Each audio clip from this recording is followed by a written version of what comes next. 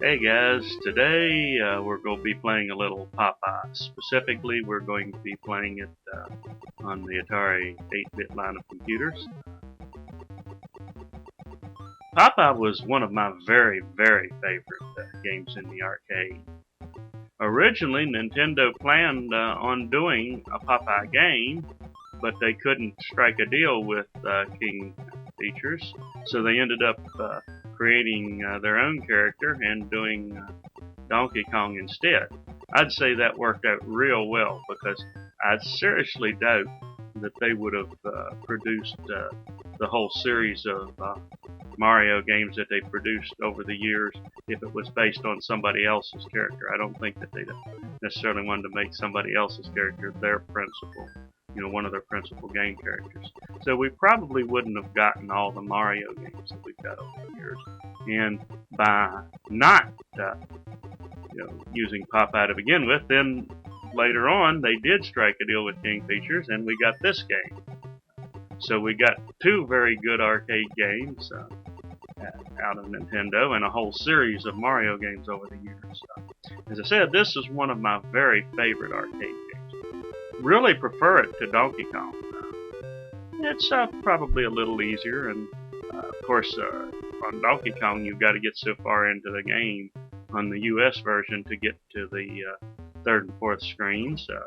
On this version you always go through the screens in the same order, just as you do in the Japanese version of Donkey Kong. So it's you don't have to play a long time to get into the later screens and learn how to handle them.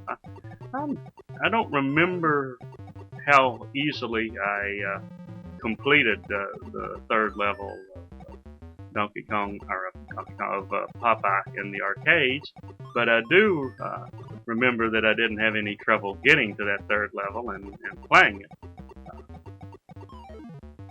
So like I say, it was very much a favorite. This is a very good version of the game. It looks very good. The only exception being that the way that Bluto or Brutus, I'm not sure if they changed his name by the time this game came out,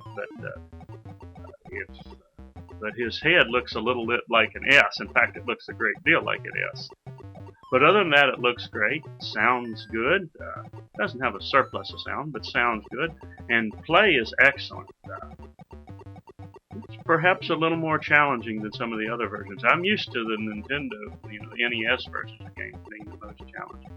But I found this one to be a little more challenging. It might just be that Brutus has a little different logic. It might not necessarily be harder logic, but it's taken me a little while to make the adjustment on the different screens of learning the patterns of staying away from him so I can pick up the hearts and the notes and the letters.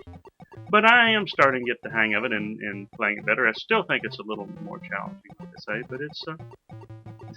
but it's not super difficult to get through at least once. Very much enjoying playing this version today, and I hope that you've enjoyed this walkthrough.